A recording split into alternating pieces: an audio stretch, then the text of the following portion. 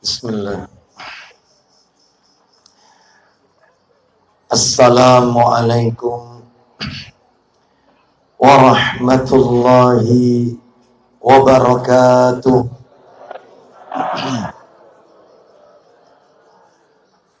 Alhamdulillah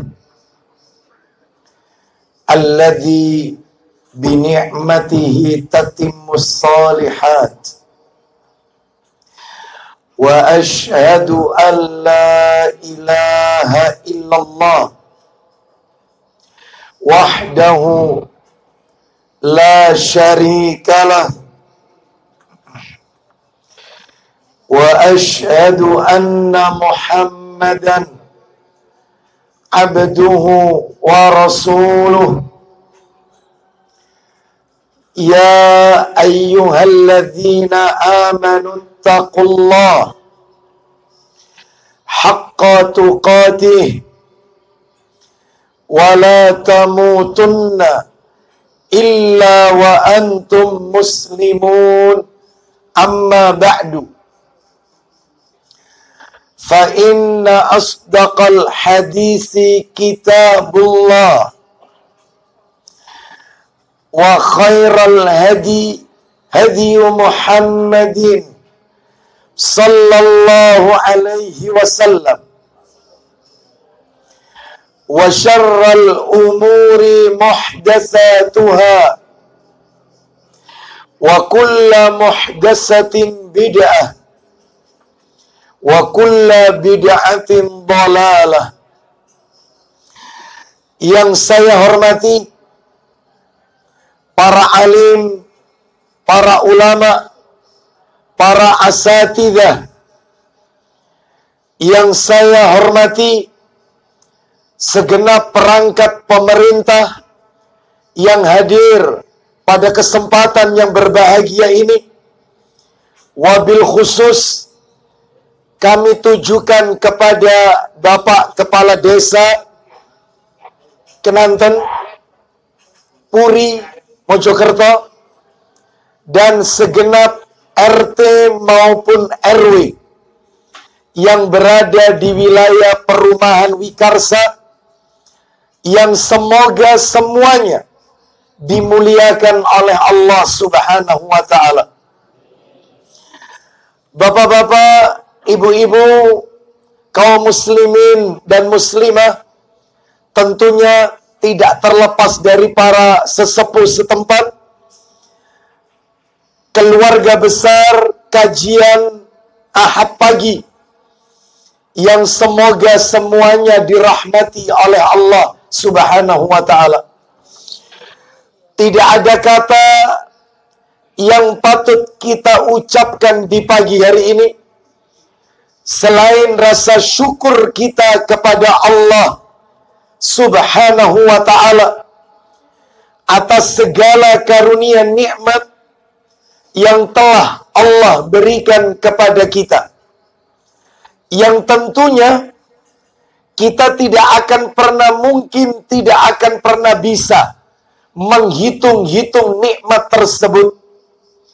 Mulai kita bangun dari tidur sampai kita tidur kembali, bahkan tidur itu sendiri bagian dari karunia nikmat Allah yang juga wajib untuk kita syukuri.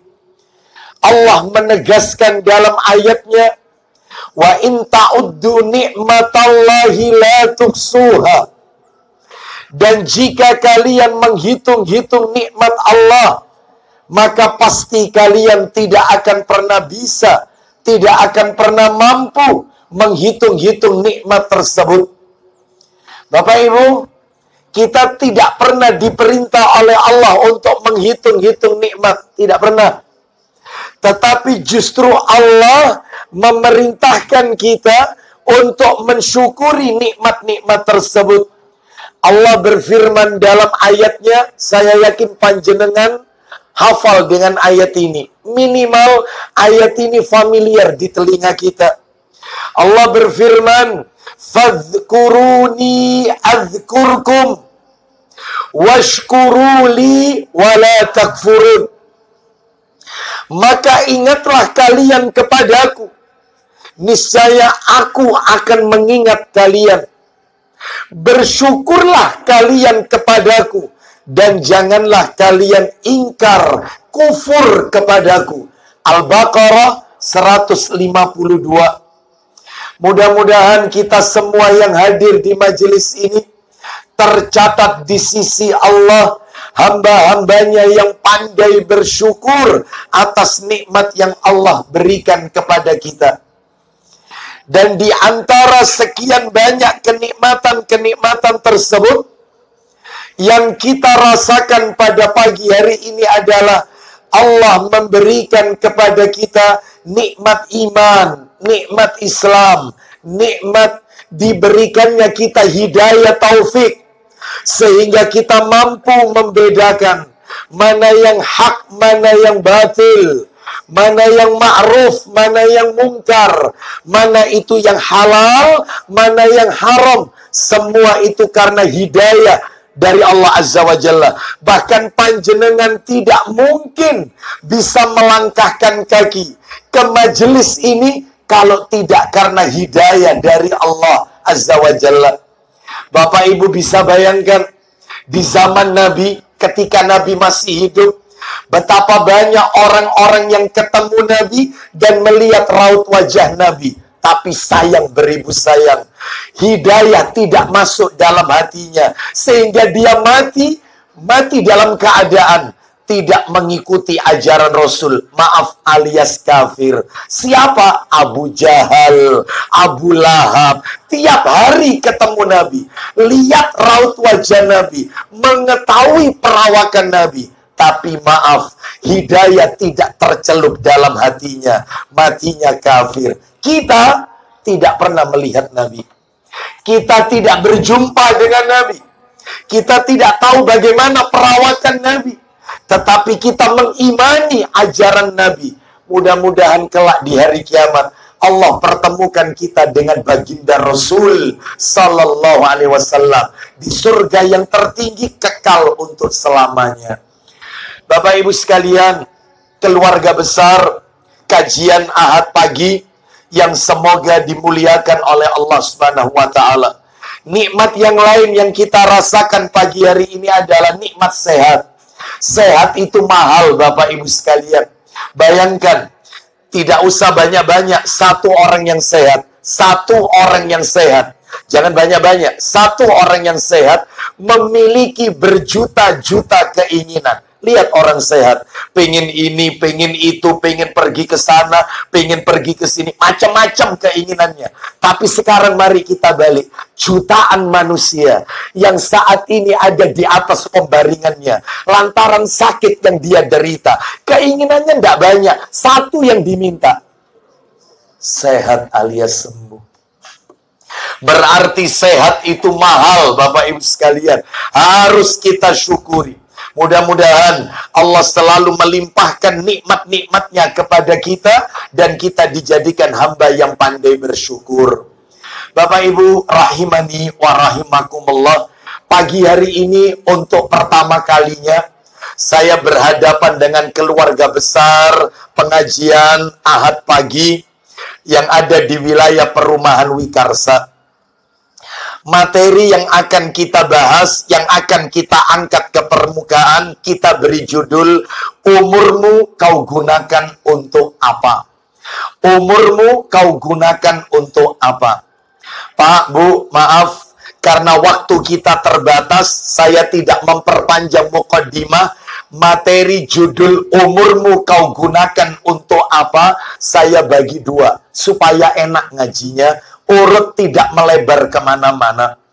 Materinya saya bagi dua. Judulnya tetap, umurmu kau gunakan untuk apa? Saya bagi dua. Yang pertama, yang akan kami sampaikan adalah dalil-dalil pentingnya memanfaatkan umur.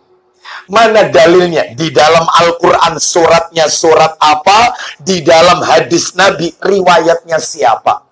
Dalil tentang pentingnya memanfaatkan umur. Yang kedua, sebagai penutup materi puncak, yang kedua, tips kiat-kiat agar umur kita barokah. Tips kiat-kiat agar sewaktu-waktu kita menghadap Allah dalam keadaan husnul khatimah. Tips kiat-kiat agar umur kita ini tidak terbuang sia-sia. Apa yang harus kita lakukan untuk mengisi umur kita? Nah, itu nanti materi yang nomor 2. Baik, Bapak Ibu, kaum muslimin dan muslimah, rahimani wa rahimakumullah. Kita bahas yang pertama terlebih dahulu, Bapak Ibu. Dalil-dalil tentang pentingnya memanfaatkan umur. Dalilnya banyak, Bapak Ibu. Tapi karena waktu kita terbatas, saya sampaikan 5 dalil saja. 5 dalil. Yang 1 dari Al-Quran, yang 4 hadis Nabi Sallallahu Alaihi Wasallam. Mari kita dengarkan dalilnya. Dalil pertama, Allah Subhanahu wa Ta'ala berfirman di dalam Al-Quranul Karim, suratnya, surat yang ke-35, Fatir. Surat yang ke-35 Fatir, ayatnya ayat yang ke-37. Mari kita dengarkan ayatnya, muratalnya. Setelah itu kita perhatikan terjemahannya. Allah berfirman, Fatir ayat 37. Allah berfirman, terjemahannya tentang pentingnya memanfaatkan umur. Allah berfirman, dan mereka berteriak di dalam neraka. Yuk kita dengarkan apa teriakan penduduk neraka. Dijelaskan dalam ayat ini. Ya Tuhan kami. Lihat teriakan penduduk neraka. Ya Tuhan kami, keluarkan kami dari neraka ini. Niscaya kami akan mengerjakan kebajikan yang berlainan dengan yang telah dulu kami kerjakan. Loh, coba. Baru sadar ketika masuk neraka. Kasep. Sudah masuk neraka, azab sudah di depan mata. Ya Rabb kami, keluarkan kami dari neraka. Apa kata penduduk neraka? Niscaya kami akan melakukan amal kebaikan, amal soleh yang berlainan dari yang dulu pernah kami kerjakan. Bapak Ibu tahu jawabannya Allah. Ayatnya belum kelar. Allah menjawab teriakan penduduk neraka. Apa kata Allah? Awalam nu'ammirkum ma yatadzakkaru fihi man tadzakkar. Bukankah aku telah memanjangkan umurmu? Bukankah aku telah memanjangkan umurmu? Untuk apa umur itu? Seakan-akan Allah berkata kepada penduduk neraka, aku berikan kalian umur 70, 80 tahun. Untuk apa umur itu? Pentingnya memanfaatkan umur. Giliran sudah masuk neraka baru sadar. Ini dalil pertama. Kan ada 5. Dalil kedua, yang nomor 2 sampai nomor 5, semuanya adalah hadis Nabi Sallallahu Alaihi Wasallam. Dalil yang kedua adalah dalil riwayatnya riwayat Tirmidzi. Bahkan masuk dalam kitab Sahih Targhib wa Tarhib. Nomornya 3592. Sebenarnya kitabnya saya bawa, ada di mobil. Tapi karena ini bukan pengajian rutin, biasanya saya ada petugas yang membacakan hadis yang saya tunjuk nomornya. Itu. Tapi nggak apa-apa, ini saya bacakan aja ya. Riwayat Tirmidzi dalam kitab Sahih Targhib wa Tarhib, nomornya 3592, dari Abu Barzah Al-Aslami radhiyallahu an, dia berkata, Rasulullah sallallahu alaihi wasallam bersabda, apa kata Nabi? La tazulu qadama abdin yaumal qiyamah hatta yus'ala an arba. Kata Nabi, tidak akan pernah bergeser kaki seorang hamba kelak di hari kiamat. Dia tidak bisa maju ke depan, mundur ke belakang, mau geser ke kanan, mau geser ke kiri, nggak bisa sampai dia lolos menjawab 4 pertanyaan dari Allah. 4 hal yang akan diaudit oleh Allah Azza wa Jalla. 4. Apa yang akan Allah tanyakan? Yang pertama, nomor 1 ini bahkan, an umrihi fima afna, tentang umurnya digunakan untuk apa. Makanya judul pengajian Ahad pagi hari ini, saya menukil dari hadis ini. Umurmu kau gunakan untuk apa? Ya dari hadis ini. An umrihi fima afna, umurmu kau gunakan untuk apa? Ditanya. Yang kedua, an ilmihi fima fa'ala, tentang ilmunya diamalkan atau tidak. Sebulan sekali Ahad kedua Perumahan Wikarsa mengadakan kajian umum Ahad pagi. Itu nanti ditanya oleh Allah, ilmumu kau gunakan untuk apa? Sebab ada nyatet tapi gak diamal. Ada enggak? Tapi di sini kan diamalkan kan? Iya, nggak ada yang kayak gitu, saya nggak ada yang ngaku maksudnya, Bapak. Ilmumu kau gunakan untuk apa? Itu nomor 2. Yang nomor 3, an malihi min aina iktasabahu wa fima anfaqahu, tentang hartanya. Dari mana harta itu kau peroleh dan kau kemanakan harta itu. Jadi kalau urusan harta, pertanyaannya 2. Dari mana dan dikemanakan. Kalau orang dikasih umur panjang, 1. Umurmu kau gunakan untuk apa? Orang dikasih ilmu banyak, 1 pertanyaannya. Ilmumu kau gunakan, kau manfaatkan untuk apa? Kalau orang dikasih harta, 2 pertanyaannya. Dari mana harta itu kau peroleh dan kau kemanakan harta itu. Makanya orang itu tambah soge, tambah ribet pertanyaannya. Saya tanya, mana lebih enak jadi orang kaya atau orang miskin? Jangan ada dusta di antara kita. Bapak Ibu sekalian, semakin orang bertambah banyak harta, maka semakin ribet pertanyaan akhirat. Yang terakhir, anjismi, tentang tubuhnya, capeknya. Nggak mungkin dong orang itu nggak pernah lelah, penat, capek. Nggak mungkin.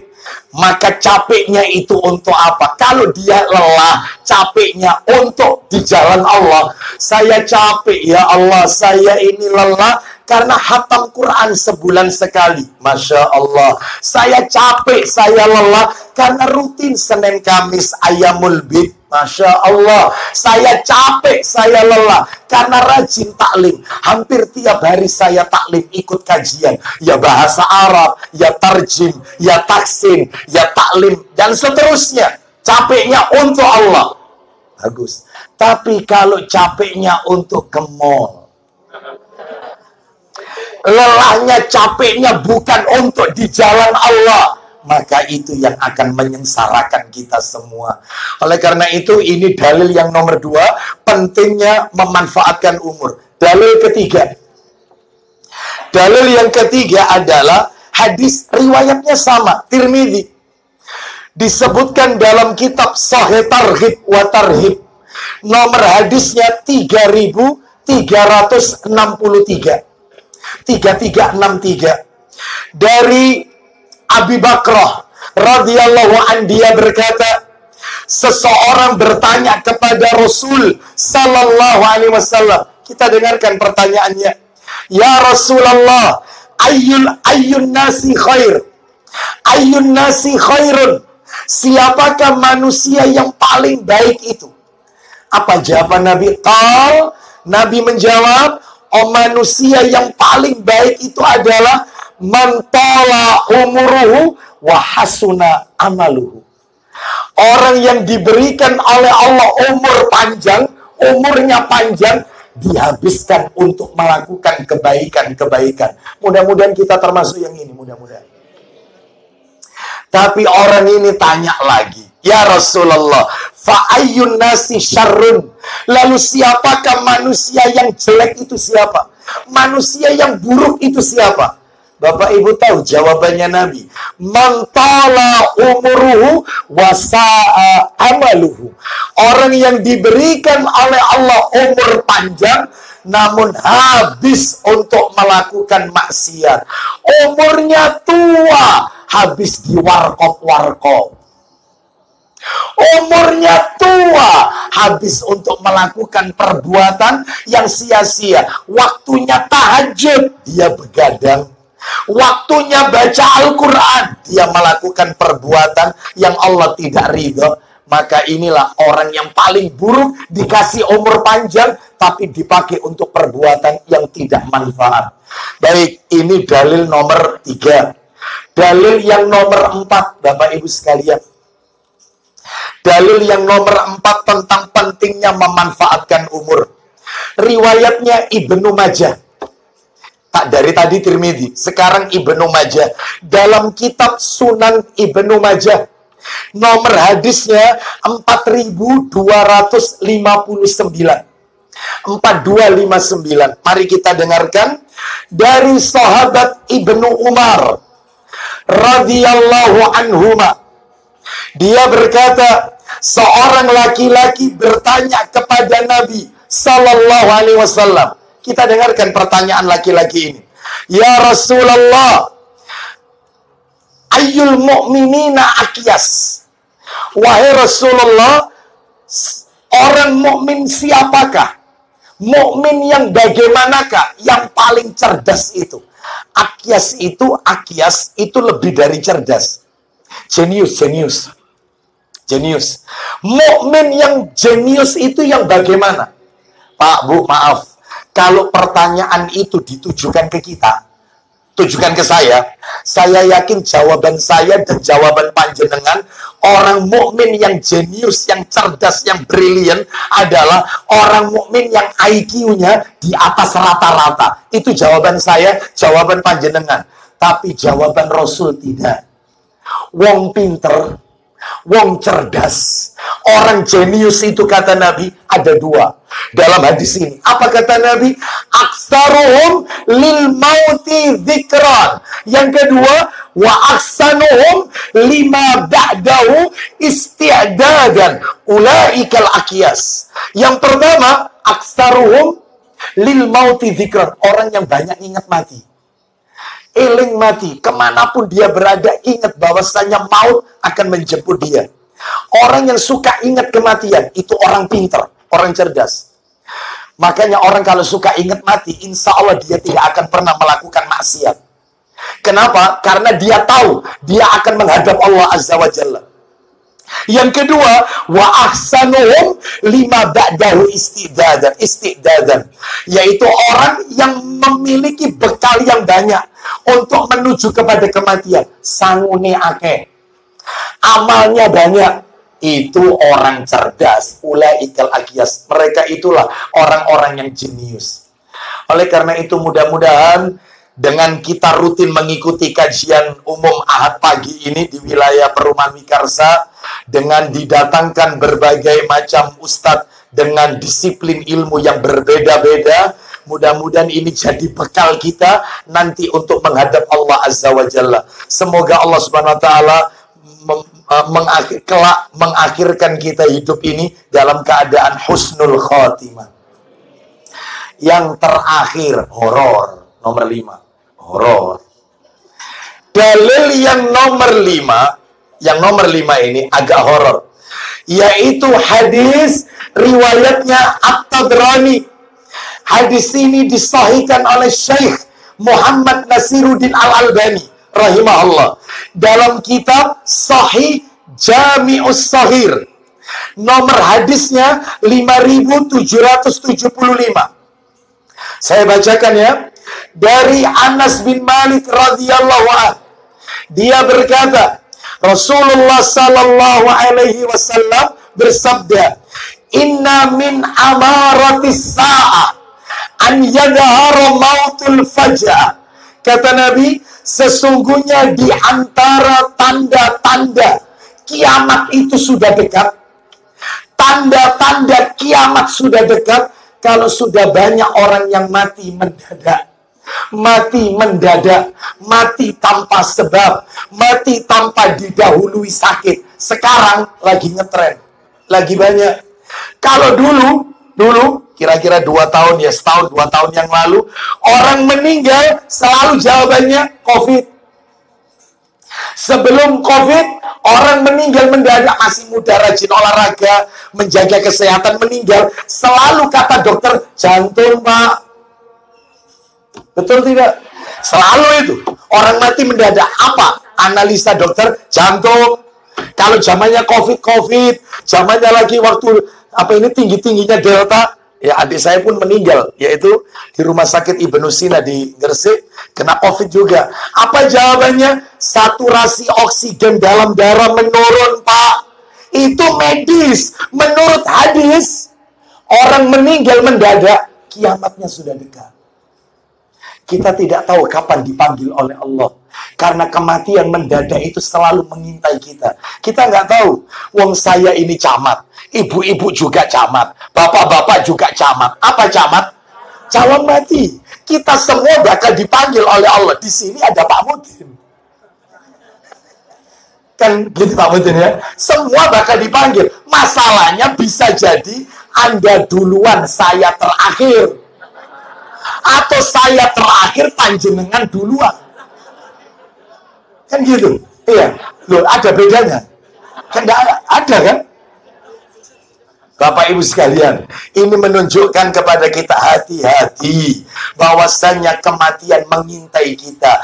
Kullu nafsin za'iqatul maut. Setiap yang bernyawa pasti mengalami mati. Al-maut sunnatul haya, kata para ulama. Mati itu sunnahnya orang hidup. Artinya sudah sunnatullah. Gak ada manusia kekal dan abadi. Gak ada. Oleh karena itu, maka tolong dipahami, setiap kita akan menghadap Allah Azza wa Jalla. Baik, sekarang kita masuk materi inti kita yang nomor 2. Materi nomor 2. Apa itu materi nomor 2? Tips, kiat-kiat agar umur kita barokah. Agar sewaktu-waktu kalau kita dipanggil oleh Allah dalam keadaan husnul khatimah. Nah, Bapak Ibu sekalian, rahimani wa rahimakumullah. Tadi sebenarnya ayatnya sudah disinggung oleh qori kita tadi, Ustaz Muhammad Amin ya. Nah, surat Al-Hasr ayat 18 sudah disinggung sebenarnya. Jadi, apa yang harus kita lakukan untuk akhirat kita? Bapak Ibu sekalian, ya ini jawabannya. Tips kiat-kiat agar umur kita barokah, nggak sia-sia. Sehingga ketika nanti di akhir pertanyaan umur, kita bisa menjawab. Apa tipsnya? Ada 5. Saya kasih 5. Sebenarnya tipsnya banyak. 5 saja, mudah-mudahan mewakili. 5 tips, tolong dijaga baik-baik ini. Dicamkan baik-baik, supaya umur kita manfaat barokah. Apa itu? 1. Yang pertama adalah perbanyak istighfar dan taubat kepada Allah kapanpun dan dimanapun, dalam keadaan apapun. Ketika kita sedang sendiri, istighfar. Saat di tengah orang banyak, istighfar. Di kendaraan, istighfar. Karena kita tidak tahu kapan kita menghadap Allah. Makanya terus minta ampun. Astagfirullah, astagfirullah. Boleh dilengkapi. Astagfirullah wa atubu ilaih. Seperti zikir pagi, 100 kali itu dibaca. Atau setelah sholat duha, itu dalam riwayat Bukhari, dalam kitab Adabul Mufrad, kan Nabi mengajarkan setelah sholat duha, dibaca 100 kali zikir, yaitu Allahumma gfirli wa tub alayya innaka antat tawwabur rahim, 100 kali. Adapun yang beredar di masyarakat, seringkali kalau habis sholat duha, ya Allah, kalau rizkiku masih di langit, turunkan. Ya, kalau rizkiku masih di bumi, keluarkan. Kalau rizkiku jauh, dekat. Kalau rizkiku bercampur barang yang haram, sucikan. Maaf Bapak Ibu ya, saya minta maaf. Hadis itu, doa itu doif Bapak Ibu. Doif, tidak sahih. Yang sahih itu adalah riwayat Bukhari dalam kitab Adabul Mufrad. Apa itu? Allahumma ghfirli wa tub alayya innaka antat tawwabur rahim. Ya Allah, ampuni aku, terimalah taubatku, sesungguhnya Engkau Maha Penerima taubat dan Maha Penyayang. 100 kali setiap selesai sholat duha. Makanya berbanyak istighfar, karena kita tidak tahu kapan kita dipanggil oleh Allah Azza wa Jalla. Ini nomor 1. Maaf Bapak Ibu, dalam hadis riwayat Muslim, jelas sekali. Nabi dalam sehari, beliau itu istighfar. Ya, beliau itu istighfar 100 kali, bertobat kepada Allah 100 kali. Saya bacakan, yaitu hadis dari Abu Burda radhiyallahu an. Dia memberitahukan bahwasannya Ibnu Umar radhiyallahu anhuma menceritakan kepada Abu Burda bahwa Rasulullah sallallahu alaihi wasallam beliau bersabda. Apa katanya? Disebutkan bahwasannya, ya ayyuhan nas tubu ilallahi fa inni atubu fil yaumi ilaihi mi'ata marrah. Wahai manusia, bertaubatlah kalian kepada Allah, karena sesungguhnya aku bertaubat kepada Allah dalam sehari 100 kali. Nabi itu Pak, Bu. Nabi yang maksum, terhindar dari dosa, taubatnya 100 kali. Apalagi saya dan panjenengan yang bukan Nabi, bukan Rasul. Ayo perbanyak istighfar, perbanyak taubat. Karena kita tidak tahu kapan kita menghadap Allah. Tips nomor 2. Yang nomor 2 adalah, nah ini. Saya kalau dengar ini merinding saya. Yang nomor 2, saya belum menyampaikan sudah merinding. Yang nomor 2 adalah, camkan baik-baik penyesalan penduduk neraka. Saya akan bacakan, kita mari dengarkan bersama beberapa ayat Al-Quran tentang penyesalan penduduk neraka. Saya akan sampaikan ayatnya.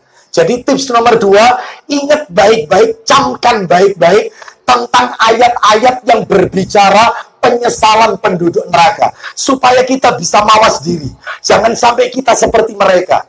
Ayo kita dengarkan ayat dan terjemahannya. Camkan baik-baik, supaya kita bisa hati-hati. Jangan sampai nasib kita seperti mereka. Kita dengarkan, di antaranya nomor 1, surat Ibrahim ayat 44. Ayo, kita dengar surat Ibrahim, surat nomor 14.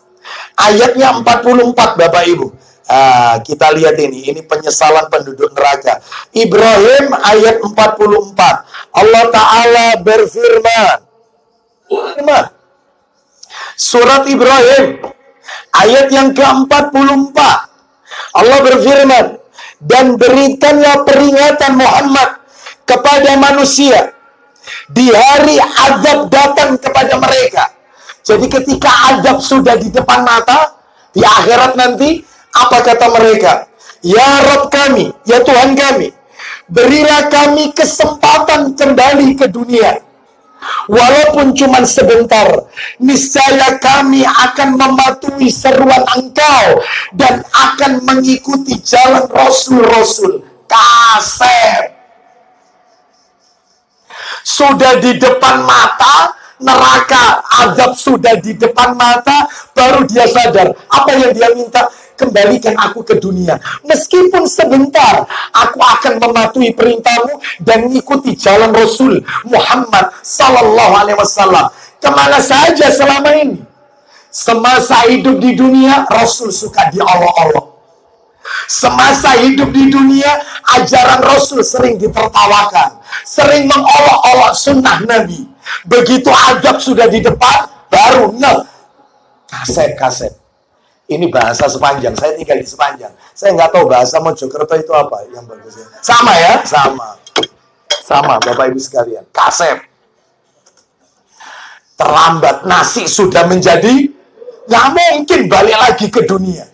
Makanya mumpung sekarang, jangan pernah mentertawakan sunnah Nabi.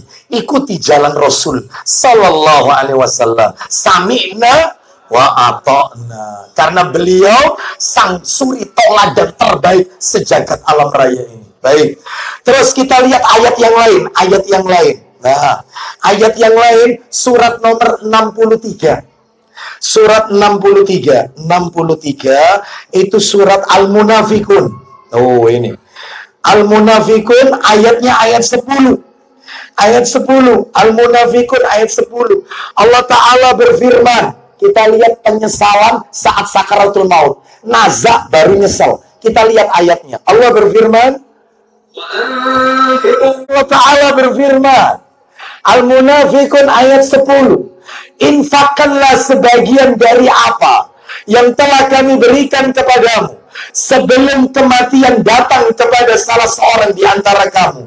Lalu dia berkata, lihat, ketika nazak, roh sudah di kerongkongan, apa kata dia? Ya Tuhanku, sekiranya engkau berkenan menunda kematianku sedikit waktu lagi. Jadi dia minta waktu sedikit, tunda dulu kematianku. Untuk apa? Maka aku dapat bersedekah dan aku akan termasuk orang-orang yang soleh. Terlambat. Tuh. Selama ini kemana saja hartamu? Giliran sudah nazak baru iling. Mau sodako.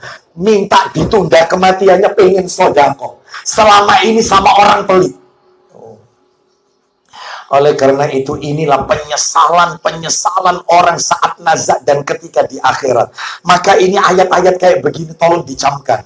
Mumpung belum, ayo kita mawas diri, jangan sampai kita seperti mereka-mereka ini yang disebut dalam ayat ini. Ya, terakhir kita ingin lihat lagi surat yang lain. Di antaranya adalah surat Al-Mu'minun. Surat nomor 23 Al-Mu'minun. Saya tutup sampai di sini. Setelah itu kita lanjutkan nomor 3. Al-Mu'minun itu surat nomor 23, ayatnya 99 dan 100. 99 dan 100. Allah berfirman, Al-Mu'minun 99 dan 100. Allah berfirman, hatta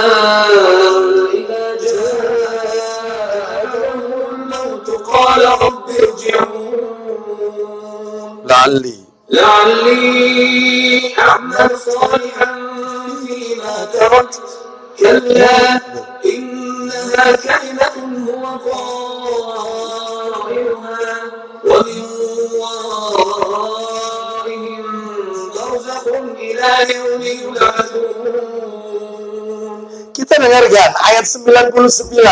Allah berfirman, demikianlah keadaan orang-orang kafir hingga apabila datang kematian kepada seseorang dari mereka, dia berkata, ini sudah meninggal. Apa kata mereka? Ya Tuhanku, kembalikan aku ke dunia. Untuk apa? Lihat janjinya mereka. Kalau dikembalikan lagi ke dunia, agar aku dapat berbuat kebaikan yang telah aku tinggalkan. Apa jawabannya Allah? Sekali-kali tidak. Sungguh itu adalah dalih yang diucapkannya saja. Dan di hadapan mereka ada barzah, dinding, sampai pada hari mereka dibangkitkan. Jadi ini menunjukkan penyesalan mereka yang telah wafat. Pak, Bu, maaf, saya simpulkan. Mereka yang sekarang ini terkungkung dalam kubur, di kuburan-kuburan sekitar Mojokerto, kuburan-kuburan sekitar kita, dan kuburan yang lain di luar Mojokerto, mereka saat ini memiliki angan-angan, mereka pengen seperti saat ini kita ada di majelis ini. Mereka ingin untuk hidup sejenak dikembalikan, ingin taklim, ingin ketemu bulan Ramadan, ingin bersedekah, ingin melakukan amal kebaikan. Angan-angan mereka yang telah tiada. Yang mereka inginkan seperti kita. Lah kok kita yang dikasih kesempatan hidup tidak memanfaatkan dengan baik, rugi. Umur kita terbatas, Bapak Ibu. Apa kata Nabi? Nabi bersabda, "A'maru ummati ma baina sittina ila sab'in." Umur umatku itu 60 sampai 70 tahun. Wa aqalluhum man yajuzu dzalik. Yang lebih dari 70 tahun minoritas sedikit. Lihat, kita cocokkan. Nabi wafat 63. Loh, 60 sampai 70. Kisaran. Abu Bakar 63. Umar bin Khattab 63. Aisyah radhiyallahu anhuma, putrinya Abu Bakar, wafat usia 63. Khadijah binti Khuwailid, istri Nabi pertama, 65. Zainab binti Jaksi 57. Ummu Salamah 90. Istri Nabi yang paling lama Ummu Salamah meninggalnya 90 tahun. Jadi kalau begitu rata-rata umur umat Nabi 60 sampai, saya mau tanya yang sekarang umurnya 60 angkat tangan. Kepala 6. Angkat tangan. Siap-siap. Heran saya. Siap-siap. Yang namanya orang meninggal tidak harus tua. Tidak harus tua. Banyak ulama-ulama kita. Imam An-Nawawi rahimahullah, wafat usia 45 tahun. Wafat usia masih muda, 45 tahun. Penulis kitab Riyadhus Shalihin. Karyanya dinikmati oleh miliaran manusia. Tidak ada satupun ponpes pondok pesantren yang tidak ada kitabnya Imam An-Nawawi. Umurnya muda meninggal, tapi karyanya untuk Islam dinikmati miliaran manusia. Sekarang saya tanya sama panjenengan, umur 60, sudah berapa surat yang dihafal dalam Al-Quran? Sudah berapa hadis Nabi yang dihafal? Masih banyak yang belum kita. Sedangkan waktu kita habis bukan untuk di jalan Allah. Apalagi kalau sudah pegang HP ini, kalau sudah gini, wah, habisin. Apalagi yang banyak ikut grup reuni SD, grup reuni SMP, grup reuni SMA, grup kuliah, grup mantan-mantan. Coba, itu habis waktunya. Habis. Kapan baca Qurannya? Sudah nggak ada waktunya. Kakak, ayo melakukan. Nggak ada waktu sudah. Ya. Nggak ada waktu. Oleh karena itu, maka ini tolong dicamkan baik-baik. Nomor tiga. Tips yang ketiga. Nah, ini berat ini saya nyampaikannya. Yang ketiga adalah harus selektif mencari teman. Mumpung kita dikasih hidup, tolong selektif mencari teman. Kenapa? Kaitannya sama umur apa? Karena teman itu bawa pengaruh. Nabi bersabda, riwayat Abu Dawud, apa kata Nabi? Ar-rajulu ala dini khalili falyanzur ahadukum man yukhalil. Agama seseorang itu mengikuti agama temannya. Maka lihatlah dengan siapa dia berteman. Kata Nabi dalam riwayat Muslim, berteman dengan penjual minyak wangi dengan berteman dengan tukang pandai besi beda. Kalau sama penjual minyak wangi, kemungkinannya 3. Kemungkinan opsinya 3. 1, dia beli parfum itu dipakai ke tubuhnya, wangi. Kemungkinan kedua, dia nggak beli, dikasih testernya sama yang punya toko.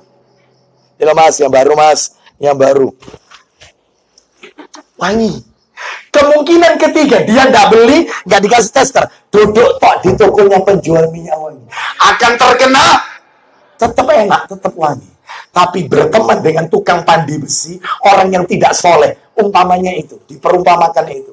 Maka kemungkinannya cuma 2. Kalau ndak baju kita bau nggak sedap, bau bakaran, ya bau barbeque. Tukang pandai besi itu. Atau yang kedua bisa jadi terkena api si penyulut tukang besi itu. Terkena apinya. Oleh karena itu teman itu bawa pengaruh. Bahkan Nabi bersabda, la tusahib illa mu'min wa la ya'kul ta'amaka illa taqi. Jangan berteman kecuali dengan orang beriman, dan janganlah makananmu dimakan kecuali yang memakannya orang-orang yang bertakwa. Pilih-pilih, selektif. Maaf. Saya kasih contoh orang yang tidak selektif. Sebenarnya banyak contohnya, satu aja. Saya sering kali nyampaikan, bahkan di YouTube, Mas Khairul sering kali kan meliput saya, kajian saya ini. Insya Allah di YouTube beliau sering kali saya sampaikan, gak bosan-bosan. Gak usah jauh-jauh, saya kasih contoh orang yang salah cari pergaulan, cari teman, salah pergaulan. Siapa itu? Yaitu orang ini setiap tahun namanya selalu kita dengarkan. Bahkan kejadiannya dijadikan peristiwa besar di negeri kita, Indonesia. Apa itu, Ustaz? Gembongnya PKI. Siapa? Aidit. Bapak Ibu tahu siapa Aidit? Aidit itu nama aslinya Ahmad Aidit. Lahir di Belitung. Bapaknya kiai pendiri sekolah Muhammadiyah. Kakeknya kiai Aidit itu. Aidit itu lulusan Ponpes. Hafal Quran, suaranya bagus. Makanya sering dipakai untuk muadzin sama qori, baca Quran. Aidit. Ketika tahun 50-an memang kiblatnya RRC. Dia sempat mampir ke Soviet sama RRC. Dan dia paling senang sama RRC. Sampai akhirnya dia punya teman. Temannya ini punya pemahaman Marxisme, komunis. Tahun 54 kalau nggak salah, 50-an sekian. Mendirikan partai PKI. Partai Komunis Indonesia. Namanya Ahmad dicoret. Seret. Diganti DN Aidit. Dipa Nusantara Aidit. Al-Quran dibakar. Yes. Umat Islam disembelih. Kenapa? Salah jelek konco. Hati-hati. Teman itu bawa pengaruh. Termasuk teman pengajian seperti ini. Anda duduk dengan siapa? Itu pengaruh. Bertemanlah, duduklah dengan orang yang serius. Sebab ada orang itu taklim, nyatet temannya di samping. Mbak, iki lho, nduk sopi ini ono di sini. Lah yang nulis. Oh iya. Terganggu kan? Terus datang lagi. Ndak sing iki wingi ono ibu-ibu sing gawe koyo ngene iki. Yang nyatet ini, oh iya. Tolong yang nyatet ini ucapkan. A'udzubillahi minasyaitonir. Setan itu tugasnya ganggu. Makanya duduk itu aja pilih-pilih. Cari yang serius. Bapak Ibu sekalian harus selektif mencari teman. Terakhir, saya ingin mengatakan anjing, maaf ya, anjing di dalam surat Al-Kahfi, surat Al-Kahfi itu disebut 4 kali. Babi dalam Al-Quran total, babi 4 kali. Sama-sama 4. Babi disebut 4 kali, anjing disebut 4 kali di surat Al-Kahfi. Cuman bedanya, setiap kali Allah menyebut babi, selalu belakangnya haram. Tapi ketika Allah menyebut anjing, selalu ujung-ujungnya ashabul kahfi. Bedanya apa? Maksudnya Pak Ustadz ini apa? Maksud saya, anjing, binatang najis. Najisnya najis besar, mughaladzah, najis besar. Kalau anjing masuk ke rumah kita, malaikat rahman nggak mau masuk. Melihara anjing nggak boleh. Kecuali kalau ada alasan yang dibenarkan oleh syariat ya. Baik, saya nggak bahas itu. Anjing ini najis. Tapi namanya terangkat dalam Al-Quran. Kenapa? Karena kumpul sama wong soleh, ashabul kahfi. Nama panjenengan saja tidak masuk di Quran. Anjing itu masuk. Maaf ya. Maaf. Kenapa? Karena berteman sama orang soleh. Apalagi kita, saya dan panjenengan yang dikasih akal oleh Allah. Bertemanlah dengan orang soleh. Karena orang soleh itu membawa kebaikan untuk kita. Suka nasihati kita. Mengarahkan kita. Mengingatkan kita kalau kita salah. Ojo kumpul, jangan berbaur dengan orang yang tidak soleh. Jangan. Ya, baik. Jadi itu yang nomor 3. Yang nomor 4, tipsnya adalah nomor 4. Jangan suka menunda ibadah.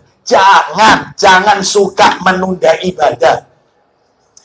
Ya, itu kalau dalam bahasa psikologi, yang pernah kuliah psikologi, itu istilahnya prokrastinasi.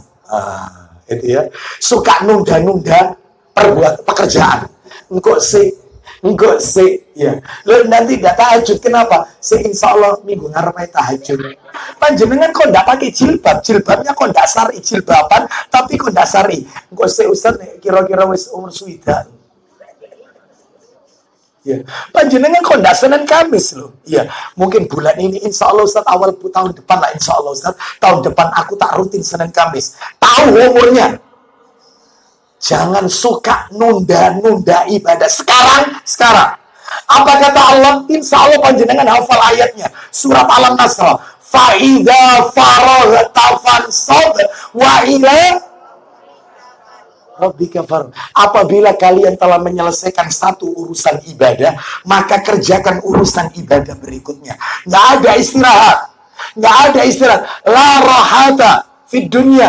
Tidak ada istilah di dunia. Dunia ini tempatnya capek. Dunia ini adalah tempatnya untuk beramal. Dunia ini tempatnya kerja keras. Dunia ini adalah tempat di mana kita ini ngempet. Ngempet dari apa? Ngempet dari hawa nafsu yang bisa menjerumuskan kita. Jadi panjenengan, mohon maaf Bapak Ibu sekalian, kalau kepingin hidup enak, hidup nyaman, hidup tenang, itu bukan di dunia, tetapi di surga. Imam Ahmad pernah ditanya, ya Imam, mata yajidul,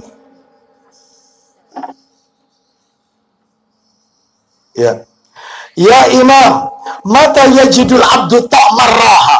Wahai Imam, kapan kita ini bisa istirahat tenang, nyaman, santai, menikmati keindahan? Kapan? Karena masa terus ibadah, terus habis baca Quran, zikir, habis zikir, sholat, habis sholat, terus ibadah. Terus kapan kita ini bisa istirahat tenang? Apa kata Imam Ahmad bin Hanbal rahimahullah? Beliau mengatakan, inda awali qadmin yada'uha fil jannah.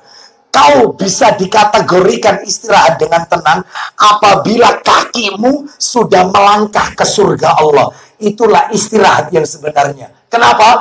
Karena di surga nggak perlu capek-capek tahajud. Nggak perlu. Di surga nggak perlu Senin Kamis. Di surga nggak perlu baca Quran. Surga tempatnya menikmati hasil dari apa yang kita kerjakan di dunia. Makanya dunia ini tempatnya capek, tempatnya kerja keras, tempatnya beramal agar kita enak di surga. Lah kalau kita suka nunda-nunda ibadah, sampai-sampai kata Nabi, ightanim khamsan qabla khamsin. Jagalah 5 sebelum ketemu 5. Pernah dengar hadis itu ya? Apa kata Nabi? Syababaka qabla harami. Mudamu sebelum iya. Wasihataka qabla saqamik. Sehatmu sebelum. Wa ghinaka qabla faqrika. Kayamu sebelum miskinmu. Wa faraghaka qabla syughlika. Masa lapangmu sebelum ketemu masa sempitmu. Wa hayataka qabla mautik. Hidupmu sebelum. Jangan suka nunda ibadah. Jangan. Mulai sekarang kerjakan ibadah. Setelah taklim, ibu-ibu pulang ke rumah, masih ada kesempatan zikir. Zikir bosan Ustaz. Zikir terus bosan Ustaz. Baca Al-Quran. Baca Quran itu ya moto sepet Ustaz. Ya. Apa ini? Bosan Ustaz, dengarkan kajian di YouTube. Ustaz kita dengarkan. Ustaz itu lo tema yus ikut di balen. Bosan Ustaz, bosan. Ya sudah, kalau gitu kalau bosan baca buku agama. Wis diwarai moto sepet kok Ustaz. Ya, baca buku agama. Kalau begitu pergi cari majelis taklim yang mana sambil mungkin nuansa baru dan seterusnya. Terus lakukan. Karena kita tidak tahu kapan dipanggil oleh Allah Azza wa Jalla. Jangan suka menunda ibadah. Yang terakhir nomor 5 penutup, banyak berdoa. Apa doanya? Doanya diantara doa-doa istiqomah. Doanya insya Allah panjenengan hafal seperti Rabbana la tuzigh qulubana ba'da idh hadaitana wa hab lana min ladunka rahmah innaka, termasuk doa ya muqallibal qulub tsabbit qalbi ala dinik. Allahumma musarrifal qulub sarrif anni ala ta'atik. Masih banyak doa-doa, perbanyak doa. Termasuk doa zikir pagi itu, zikir petang kan ada. Rabbi a'udzubika minal kasal wasu'il kibar. Tahu artinya itu? Rabbi a'udzubika minal kasal. Ya Rabb, aku berlindung kepadamu dari sifat malas ibadah. Wasu'il kibar, masa tua yang buruk. Itu penting, itu baca terus. Zikir pagi, zikir petang. Demikian yang bisa kami sampaikan, mudah-mudahan menjadi tambahan ilmu yang bermanfaat. Karena waktunya sudah masuk, yaitu berakhirnya kajian ini. Maka kita tutup dengan doa. Tadi diminta untuk doa. Ya, sebenarnya doa yang terbaik adalah doa kafaratul majelis sebenarnya ya. Baik, kita tutup dengan doa. Mudah-mudahan amalan kita diterima oleh Allah. Allah jadikan umur kita umur yang barokah. Semoga Allah tidak hanya mempertemukan kita di perumahan Wikarsa, tapi sampai nanti di jannahnya Allah Azza wa Jalla. Semoga Allah jadikan kita orang-orang yang istiqomah dalam melaksanakan perintah Allah dan Rasulnya Sallallahu Alaihi Wasallam. Allahumma salli ala Muhammad wa ala ali Muhammad kama sallaita ala Ibrahim wa ala ali Ibrahim innaka Hamidum Majid. Allahumma barik ala Muhammad wa ala ali Muhammad kama barakta ala Ibrahim wa ala ali Ibrahim innaka Hamidum Majid. Allahumma inna nas'alukal jannata wa ma qarraba ilaiha min qawlin aw amal wa na'udzubika minan nar wa ma qarraba ilaiha min qawlin aw amal. Allahumma inna nas'aluka imanan la yartad wa na'iman la yanfad wa murafaqata Muhammadin sallallahu alaihi wasallam fi a'la jannatil khuldi. Rabbana atina min ladunka rahmah wa hayyi lana min amrina rasyada. Rabbana la tuzigh qulubana ba'da idh hadaitana wa hab lana min ladunka rahmah innaka antal wahhab. Rabbana atina fid dunya hasanah wa fil akhirati hasanah wa qina adzabannar. Wa sallallahu ala nabiyyina wa ala alihi wa sahbihi wa sallam. Subhanakallahumma wa bihamdika asyhadu an la ilaha illa anta astaghfiruka wa atubu ilaik.